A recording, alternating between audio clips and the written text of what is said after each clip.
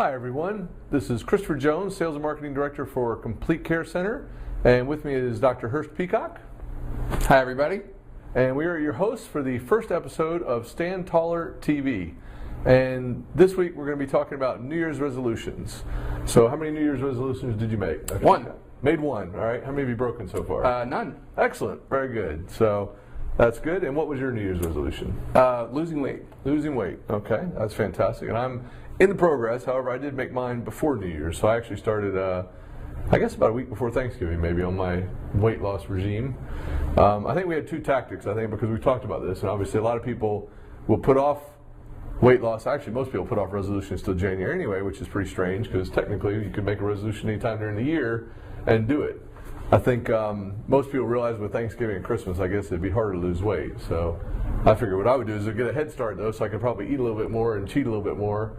And definitely a good strategy. Yeah, and it worked. I cheated probably a little bit more than I should have, maybe, but maybe added 5 pounds over the holidays anyway. And now I got to work on getting it back off too. But interesting enough, too, we have a sheet here, and it talks about the top 10 New Year's resolutions that were made in 2012, according to survey. And number one was lose weight. Hey, so we're number one. Yeah, we're both in line with the stats.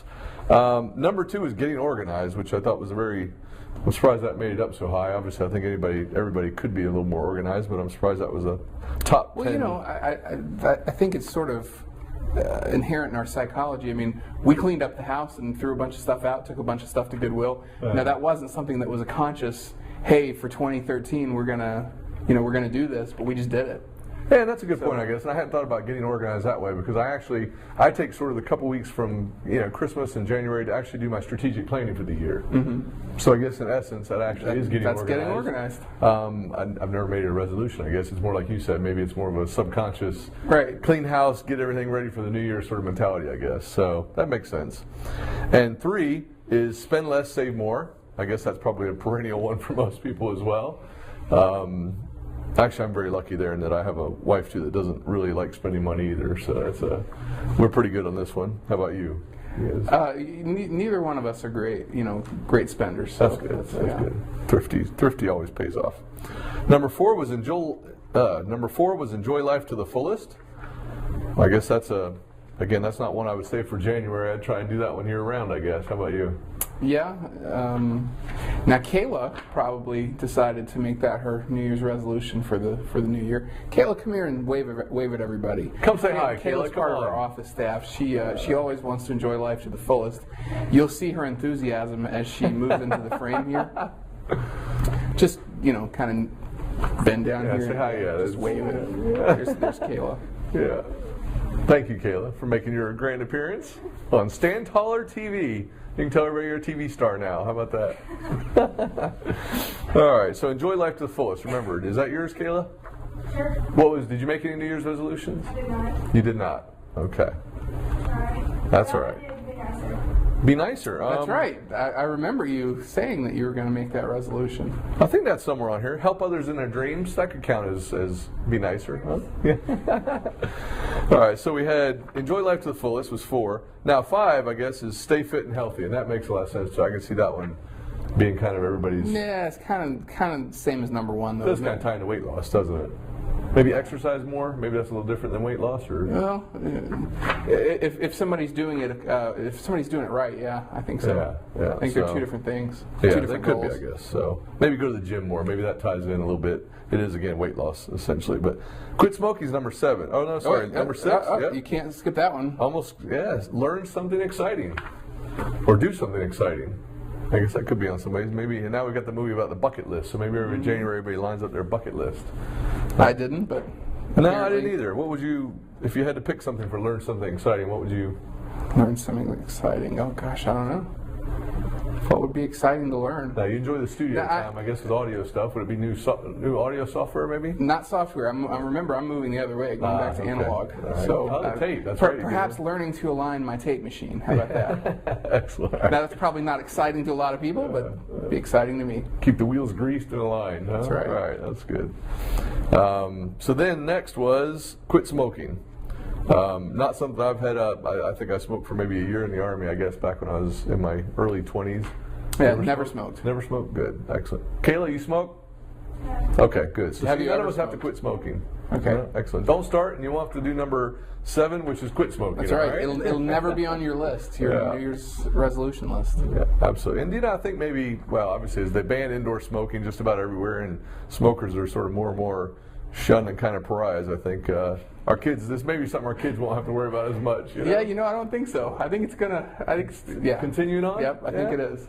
And I was in England for a while. My wife is English, so we lived there. And the cigarette pack actually says "smoking kills." Mm-hmm. Big black and white letters. So it and actually people still do it. I know it does. It does boggle the mind sometimes. It's got a really hard cultural allure to resist when you're young, and then once you give into that, then the nicotine's very powerful. They have you. Yeah. And the marketing is very powerful. Yeah, so that is true. It's definitely an addiction. So quit smoking is on number 7, makes the list. Number 8, which Kayla is going to switch from being nice to help others in their dreams. That's very good. You're going to help people fulfill their dreams. That's an extremely strange way to phrase that. I mean, I know what they mean. I know that they don't mean that you're going to inhabit someone's dream and help them in that. But that's just a really weird way to say Freddy that. Krueger, huh? Yeah, the Krueger fairy. So, yeah, that is a weird way of putting it, I guess. And 9, fall in love. I guess that's maybe fall in love with your current girlfriend again, or your wife, maybe, or I don't think that's what they're talking about. I think they're the first time, maybe. Yeah, So this is the first time lovers' New Year's resolution, That's what I'm thinking. which ranks pretty high. So that must mean a lot of people are out of love by Christmas, huh? That's true. Want to start over again in January. Actually, I think there is a percentage that I think more breakups happen maybe right before Christmas too. So maybe that's why that one's on the list in January. Didn't know that. Yeah, I think they want to get out of buying Christmas presents. Maybe is the trend there. So that was 9, and 10 is spend more time with family. Which, as if you didn't just spend enough time with family during Christmas. But they probably mean the family that you want to spend time with, like your spouse and your kids. That is quite surprising, isn't it? Coming off the back of Thanksgiving and Christmas and New Year's, where yes, you've probably had the in-laws and outlaws and everybody else around for far too long. So yes, you're right. I think maybe that's children and the ones you want to be around nearby, perhaps. So now, interesting enough, we also have, that was the top 10 New Year's resolutions. Now there's some great stats here. And some of them great, some not so great, I guess. But percent of Americans who make New Year's resolutions. 45%? Yeah, we're holding strong at about 33, or no, we got 66%, I guess. Well, between the three of us. Yeah, between the three of us. But we weren't able to poll the rest of the office to find out. That's true. Be interesting. Maybe we'll come back to you on that one, I guess. But yeah, 45% of people make New Year's resolutions. Almost half. Yeah. You know, it's the first time I've ever made it. And I don't even know if I would call it a New Year's resolution. I mean, as you know, I have known that I needed to get on the office weight loss program and stick with it and whatnot for a while. First of the year seemed like a logical time to do that. Turn the page and just easy jumping off point. But I don't know that I sat down and said, okay, I need to make a New Year's resolution. What's it going to be? So 45%. I mean, that's the first time I've ever even started anything on January 1st, much less made a New Year's resolution. Yeah, and I wonder, I guess if people polled, I wonder if they would just say, well, I decided to start something January 1st, so therefore it must be a New Year's resolution. Right. So, and you're right, it's a logical, obviously it's end of the calendar year, so in some extent it's a logical time to renew and refresh and start something or try something. So maybe, I guess, if obviously somebody had to poll to get these stats, so I mean, maybe when they asked somebody, well, maybe they thought to themselves too, well, I decided to start something in January. Right, because that seems kind of high to me. I mean, half of the people that I know don't make New Year's resolutions. That's almost half. But is that maybe because we're older and we've broken them so many times we just stop? I don't know. I mean, like I say, I haven't. So. Yeah. So once we got, all right, so we talked about the people who make New Year's resolutions.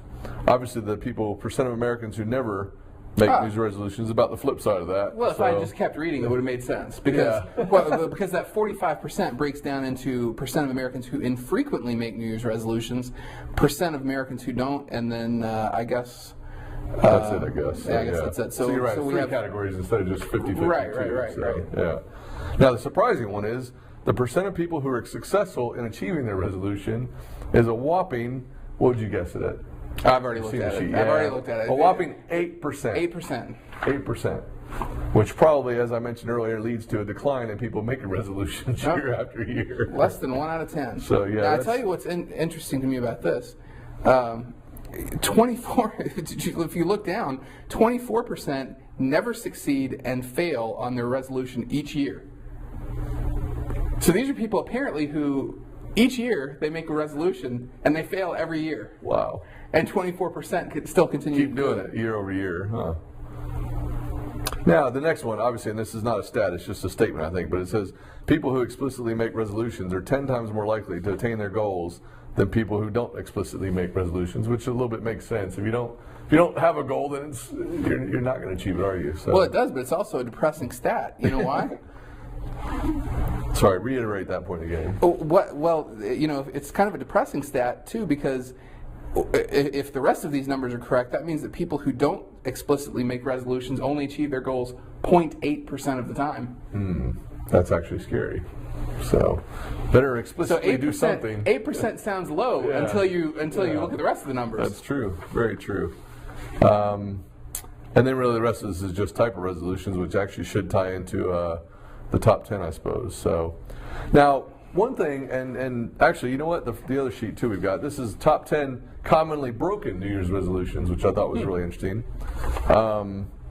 The first one is lose weight and get fit. So obviously that probably gets broken pretty quickly. Quit smoking. Learn something new. And actually all these tie into pretty much the top 10 to begin with. So eat healthier and diet. Get out of debt and save money. Spend more time with family. Travel to new places. Be less stressed. Volunteer, that one goes by the wayside, and drink less. All right, that's probably the resolution the day after New Year's Eve, huh? This is the drink less? Yeah. Yeah, exactly. Everybody's got a hangover. Tell me this, how do you be less stressed?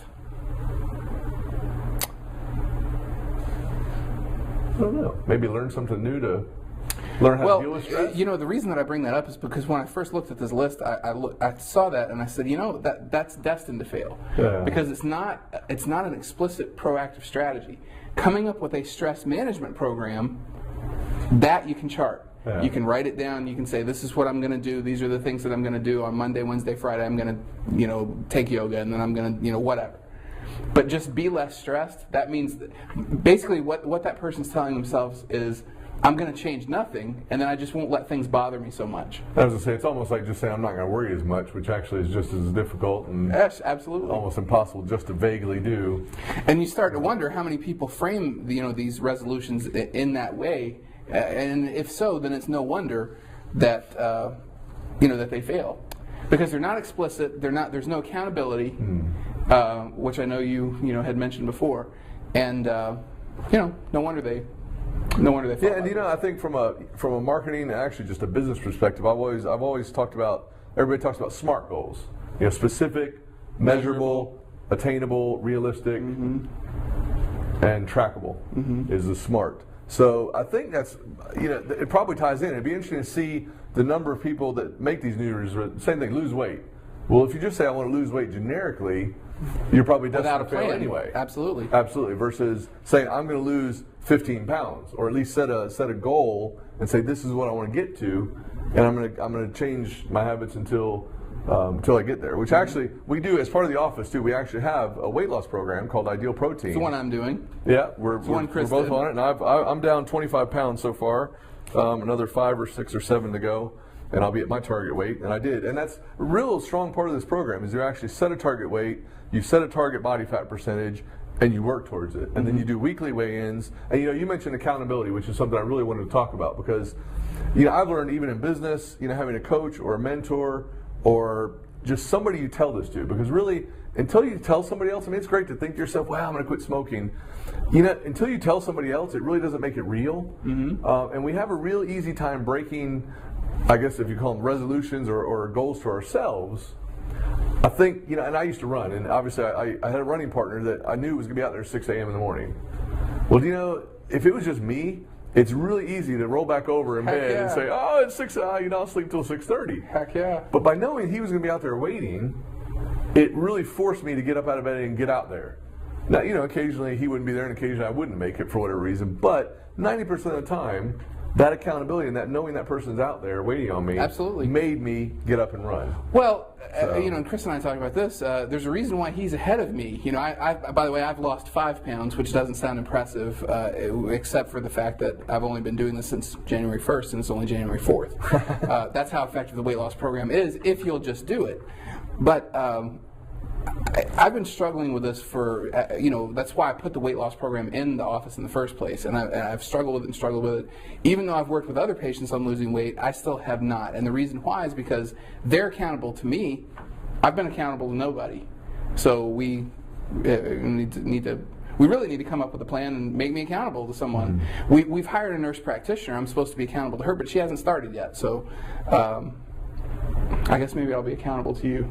I think so, and we need to maybe we need to stick to the weekly weigh-ins too, so I can check it out, and maybe we need to make sure we're checking on each other and hold each other accountable. So, and it's true, I think, and that's why even in business, a lot of people need, even if you're CEO. I think one of my college professors said one time, it's lonely at the top, and he goes, you can't be friends with your employees necessarily in a big company. So he said, if you want a friend, get a dog. But he did suggest that some CEOs, kind of have mastermind groups or hang out with other CEOs and help each other with that accountability.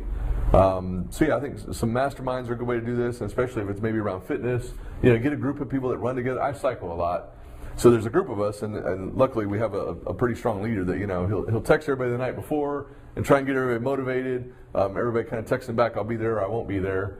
So that is sort of an accountability, because if you say you're there, and people are expecting 2 or 3 people so we can ride as a pack for safety, they're counting on you, so it tends to make you show up, even though we get out there at 5:15 a.m. and I really don't want to be there sometimes. So I think knowing I've texted somebody that I will be there definitely is that accountability function of that. So I guess it just shows, if you have made a New Year's resolution, if you haven't told somebody about it, you need to make sure to tell somebody about it and set up an external accountability system.